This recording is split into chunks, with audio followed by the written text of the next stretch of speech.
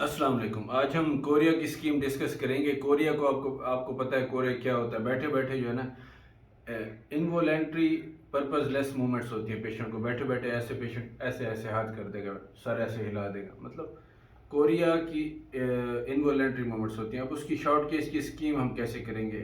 Command ये आ सकती है कि examine the hand and proceed, या examine the patient and proceed.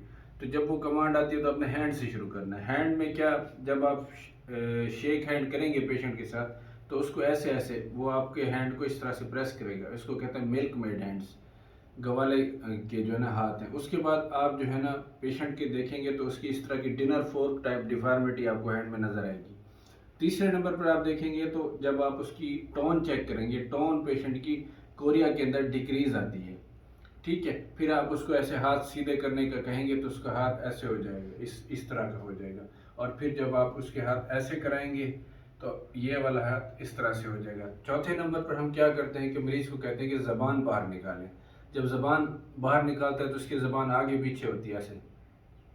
तो ये सरपंटाइन टंग इसको कहते हैं, ये jack in the box appearance कहते हैं, सरपंटाइन सांप को कहते हैं। उसकी मतलब उसी तरह के पेशेंट, जो कोरिया वाला पेशेंट जबान आगे पीछे करता है, तो इससे तो हमारा कंफर्म हो जाएगा कि पेशेंट को कोरिया है। अब हमने लोकलाइज करना है हेड टू टो अप्रोच से कि पेशेंट को कोरिया किस वजह से है।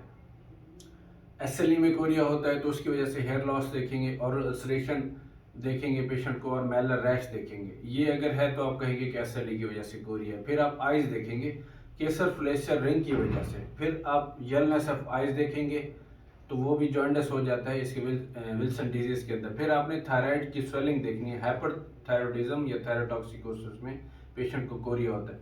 फिर आप प्रीकार्डियम का एग्जामिनेशन करेंगे। प्रीकार्डियम का एग्जामिनेशन आप रोमेटिक फीवर की वजह से करेंगे, उसमें भी आपको पता है साइडेनाइम कोरिया होता है।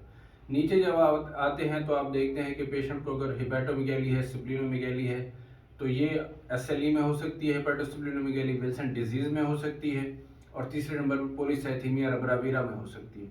फिर आप देखते हैं एब्डोमिनल डिस्टेंशन है नीचे पेशेंट को। एब्डोमिनल डिस्टेंशन इधर सीएलडी की वजह से, अगर सीएलडी की वजह से तो विल्सन डिजीज की वजह से, अगर एब्डोमिनल डिस्टेंशन प्रेगनेंसी की वजह से है तो वो कोरिया ग्रेविडोरा में। नीचे आ जाते हैं, लेग्स आ जाती हैं, लेग्स के अंदर टोन देखें, और टोन के अंदर फिर पेशेंट का प्लांटर देखें। अगर प्लांटर वगैरह आपको एक आ जाता है तो आप सस्पेक्ट कर सकते हैं कि पेशेंट को मल्टीपल स्क्लेरोसिस हो सकता है, उसमें भी पेशेंट को कोरिया आ जाता है। अगर पेशेंट की टोन इंक्रीज मिलती है और जो है ना यंग पेशेंट है, फीमेल पेशेंट है, टोन इंक्रीज मिल रही है और कोरिया है साथ, तब आप डीडी में पहले नंबर पर रखेंगे हंटिंगटन डिजीज। इसी तरह यंग मेल पेशेंट है, उसकी टोन इंक्रीज मिल रही है और उसको कोरिया हो रहा है और साथ स्टिग्माटा है क्रॉनिक लिवर डिजीज का, तो आप पहले नंबर पर डीडी रखेंगे विल्सन डिजीज। अगर ओल्ड एज पेशेंट है, उसकी टोन इंक्रीज मिल रही है और पार्किंसंस के फीचर हैं और साथ कोरिया के सिम्टम्स आ रहे हैं, तो आप ये समझे जस्टिफाई इस तरह से करेंगे कि पेशेंट को पार्किंसन डिजीज थी, अब उसने डोपामिनर्जिक मेडिसिन ली जिसकी वजह से उसको कोरिया हो रहा है। तो ये पेशेंट को आप कहेंगे कि पार्किंसंस की वजह से जो है ना उसको मेडिसिन से कोरिया हो रहा है। और अगर ये चीज़ें नहीं मिलती हैं आपको, आपने सारे एग्जामिनेशन, तो आप बताएंगे फैमिलियल इडियोपैथिक कोरिया है पेशेंट को। और अगर ओल्ड एज पेशेंट है तो आप बताएंगे कि पेशेंट को सिनाइल कोरिया है। Thank you very much.